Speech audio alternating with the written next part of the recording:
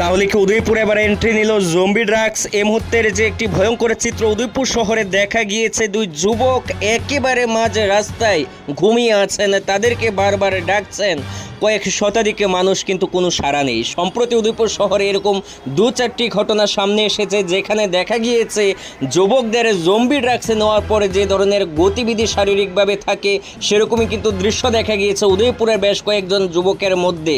তবে আজকের যে ঘটনা, সেই ঘটনা একেবারে অন্যরকম। দুই যুবক মাঝ রাস্তায় ঘুমিয়ে আছে, তাদেরকে ডাকাডাকি করা হচ্ছে, কিন্তু কোনো সাড়া নেই। অনেকেই বলছেন এর পেছনে জম্বি ড্রাগসে রয়েছে।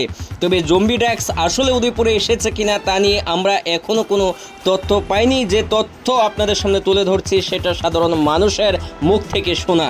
তবে প্রশাসনিক আধিকারিকদের কাছ থেকে এখনো কোনো ধরনের স্পষ্টীকরণ পাওয়া যায়নি জম্বি ড্রাগস সংক্রান্ত বিষয়ে উদয়পুরে এরকম কোনো ঘটনা রয়েছে কিনা। তবে সাধারণ মানুষের দাবি করছেন যে ধরনের গতিবিধি উদয়পুর শহরের বেশ কয়েকদিন ধরা পড়ছে, সম্ভবত উদয়পুর শহরে জম্বি ড্রাগস প্রবেশ করে গিয়েছে, যার ফলে আগামী দিনে যুব সমাজ একেবারে ধ্বংস হতে চলেছে বলে আশঙ্কা করছেন, ভয়ে আছেন শুভবুদ্ধি সম্পন্ন শহরবাসী। তবে পুলিশ কি জানায় এ বিষয়ে সে তথ্য আপনাদের সামনে তুলে ধরবো। তবে এই ভয়ঙ্কর দৃশ্য নিয়ে আপনাদের কি মতামত অবশ্যই কমেন্টে জানাবেন। সত্যি কি ত্রিপুরা রাজ্যে কিংবা উদয়পুরে জম্বি ড্রাগসের এন্ট্রি হয়েছে কিনা জানান কমেন্টে।